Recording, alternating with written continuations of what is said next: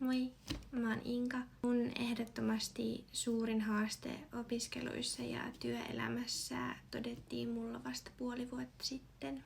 Tää on aina jollain tavalla kulkenut mukana mun elämässä, mutta sitä ei ole oikein osattu huomata, koska se näkyy enempi mun pään sisäisenä kaaoksena ja jatkuvana aivotyöskentelynä kuin sitten semmoisena ulkoisena levottomuutena. Tää syy näille kaikille haasteille on ADHD. Olen kuitenkin oppinut, että sen ansiosta mun mieli on erittäin rikas ja mun uteliaisuuden vuoksi mä oon koko ajan valmis oppia uutta, minkä takia se auttaisi mua varmasti näissä opiskeluissa.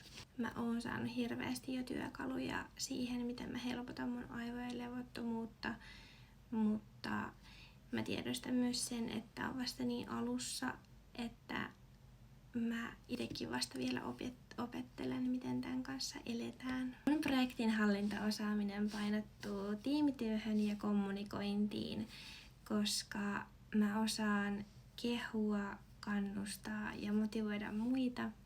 Mulla on hyvät neuvottelutaidot ja mä osaan delegoida työtehtäviä oikeille ihmisille niiden vahvuuksien mukaan.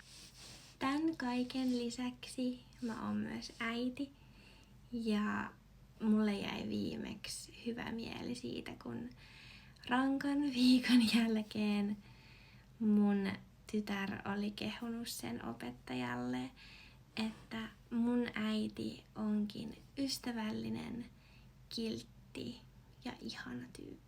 Viimeiseksi, miksi just mun sisältö kiinnostaisi kohderyhmää, niin mä itse kuulun kohderyhmään, niin oli helppo suunnitella kokonaisuus omia kiinnostuksen kohteita ajatellen.